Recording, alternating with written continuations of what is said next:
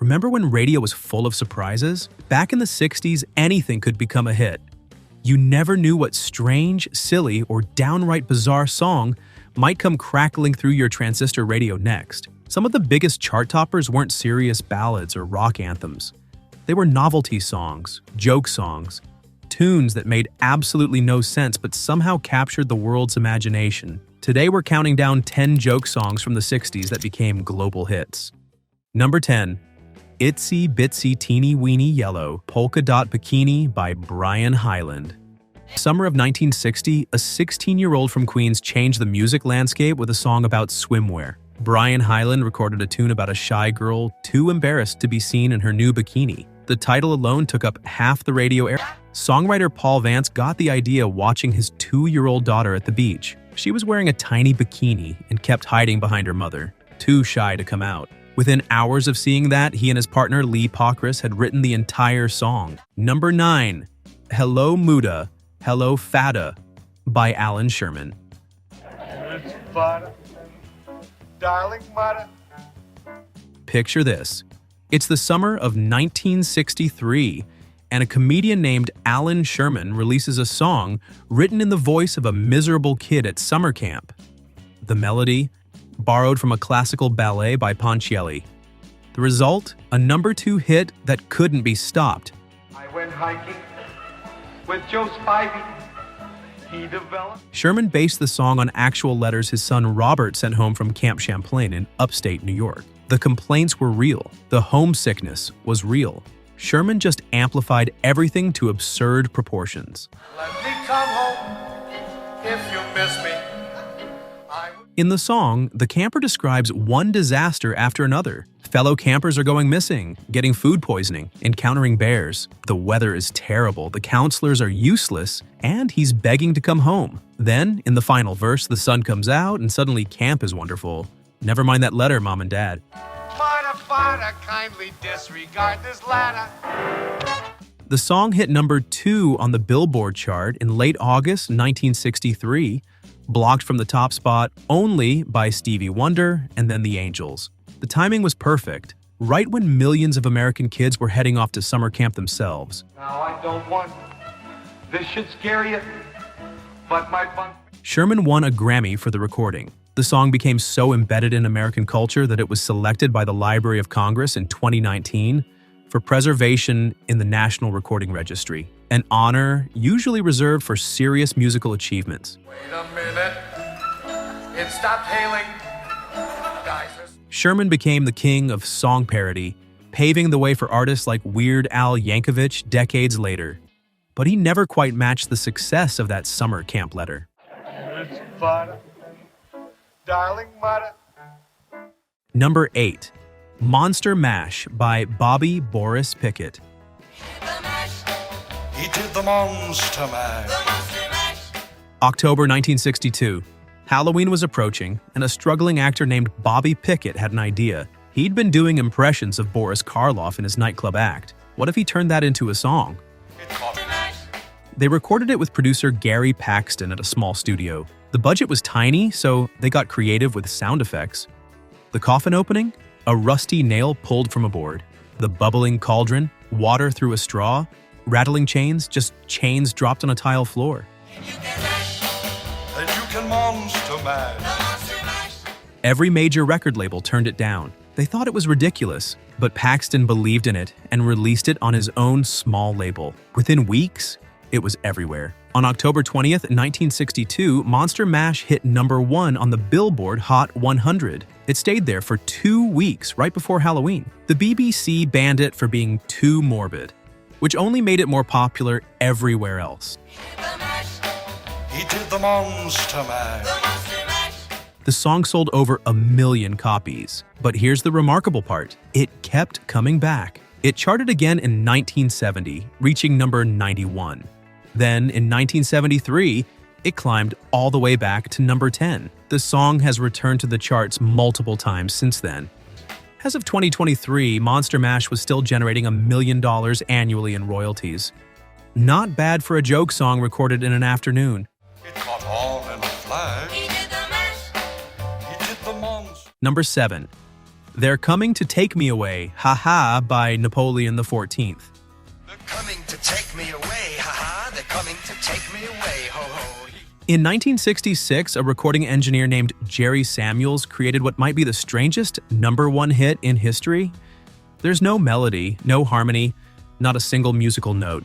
Just a relentless snare, drum pattern, a voice getting faster and more manic, and a police siren. They're coming to take me away, ho ho, hee hee, ha ha, to the funny farm. Well, The narrator seems to be having a breakdown over a lost love. He's excited that men in white coats are coming to take him to the funny farm. His mental state deteriorates with each verse as the tempo increases and his voice speeds up. they're coming to take me away, haha, they're coming to take me away, ho ho. Samuels recorded it under the name Napoleon XIV. He actually worked at the recording studio, so he made the track during off hours.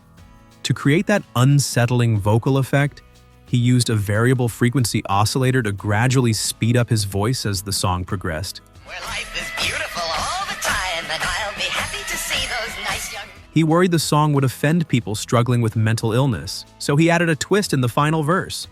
The whole time, he's not talking to a woman. He's talking to his runaway dog. That detail made it just satirical enough to avoid being completely tasteless. Coming to take me away!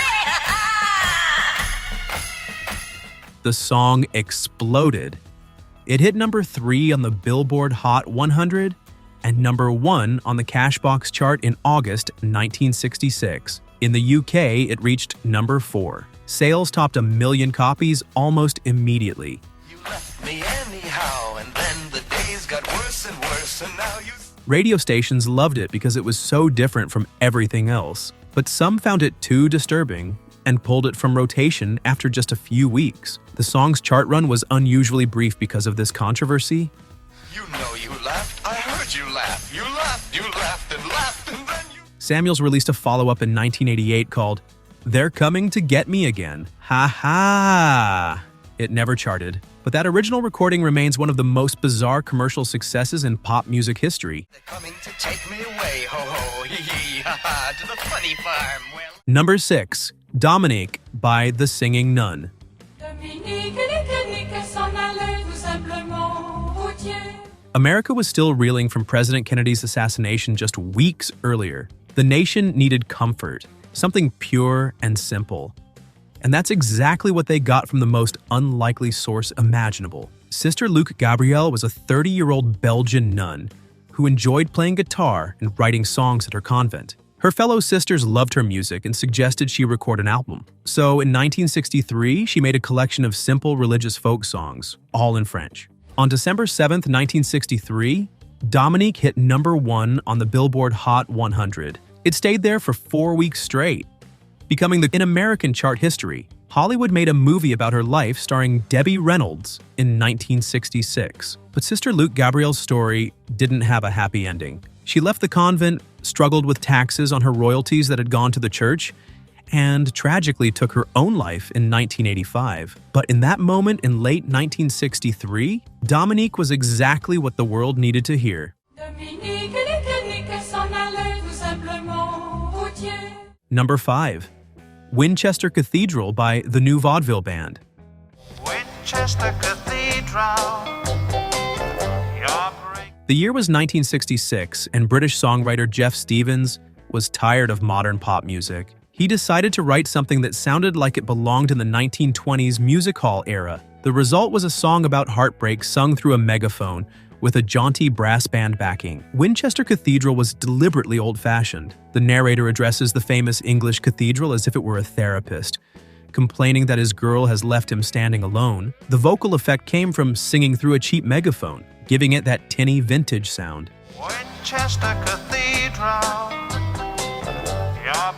Stevens recorded it with session musicians and put it out under the name The New Vaudeville Band, even though no such band actually existed yet. The lead vocal was sung by John Carter, but Stevens kept it for the commercial release when he realized it sounded perfect. The song became a massive hit. In America, it reached #1 in December 1966, actually knocking the Supremes off the top spot. After being bumped by the Beach Boys' Good Vibrations for 1 week, it climbed back to #1 for 2 more weeks. The band was managed by Peter Grant, who would later become famous as Led Zeppelin's manager. The new vaudeville band had a few more minor hits, but Winchester Cathedral remained their defining moment. 50 years later, a new version was recorded by the actual Winchester Cathedral Choir to celebrate the anniversary. That old joke song had become a beloved classic. Winchester Cathedral. Number 4. The Purple People Eater by Sheb Wooley.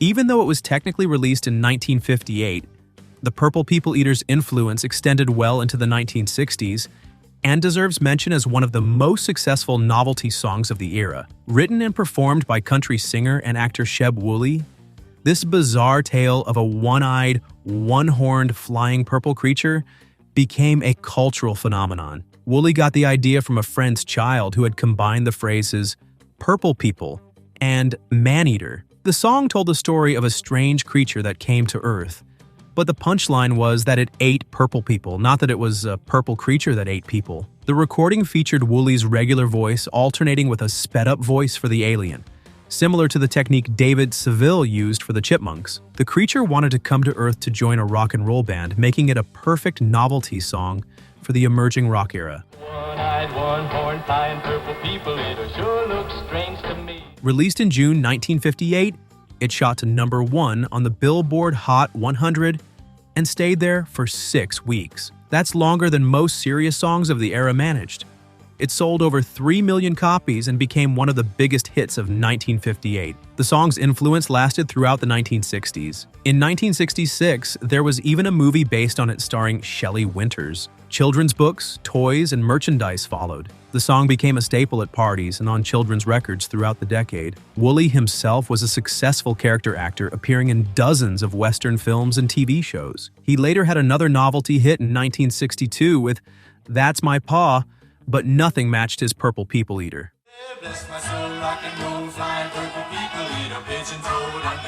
Number 3. Surfin' Bird by the Trashmen.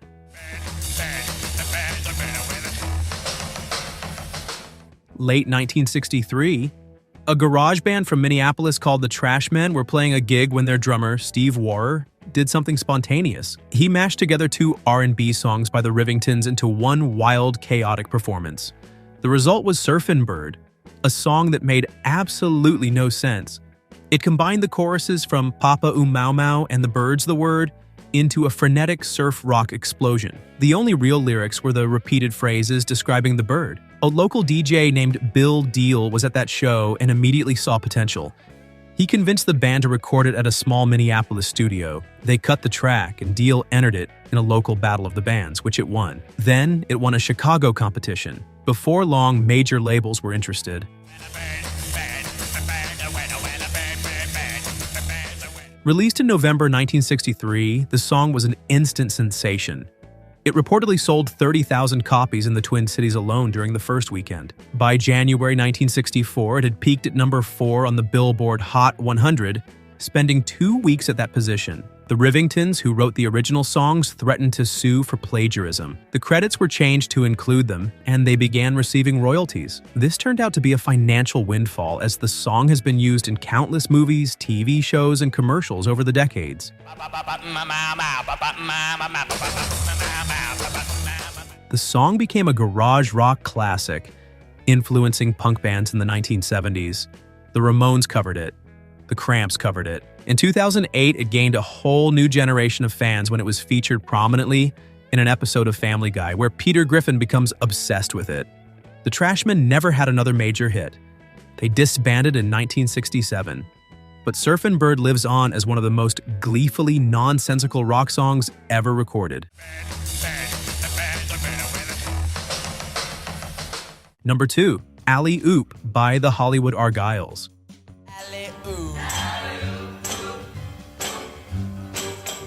In 1960, a novelty song about a caveman became an unlikely chart topper. Alley Oop was based on the popular comic strip character created by V.T. Hamlin in 1932. The song imagined this prehistoric strongman as a rock and roll hero. Songwriter and producer Kim Fowley wrote it with Gary Paxton, the same Gary Paxton who would later produce Monster Mash. They created the Hollywood Argyles specifically for this recording, assembling session musicians to cut the track. The song had that classic early 60s sound, hand claps, group vocals, and a driving beat. The lead vocal described alley-oop, riding his dinosaur, swinging his club, and being the toughest man in history. There was even a female backing vocal group providing responses. Released in May 1960, it climbed rapidly up the charts. By July, Alley-Oop had reached #1 on the Billboard Hot 100, where it stayed for 1 week. It also hit #1 on the R&B charts, showing its crossover appeal. The success created a problem. The Hollywood Argyles didn't actually exist as a real band, just a studio creation. When demand for live performances came in, they had to quickly assemble different lineups of musicians to tour under the name. Several groups claiming to be the Hollywood Argyles toured simultaneously, each with different members. It became a confusing situation that eventually led to lawsuits and disputes over who had the right to use the name. The comic strip's popularity combined with the catchy song created a brief alley-oop craze in 1960, but like most novelty hits, it was short-lived. The Hollywood Argyles had one more minor chart entry, but never recaptured that initial success. Number 1. Ahab the Arab by Ray Stevens.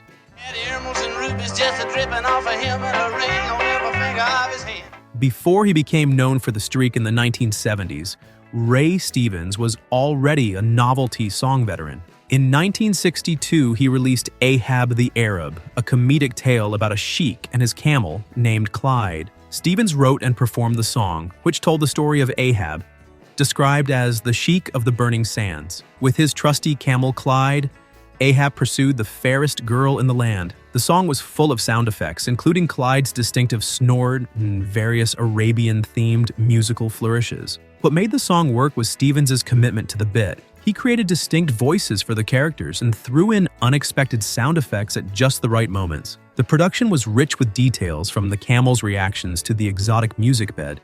Rings on her fingers and bells on her toes and a bone in her nose, ho ho.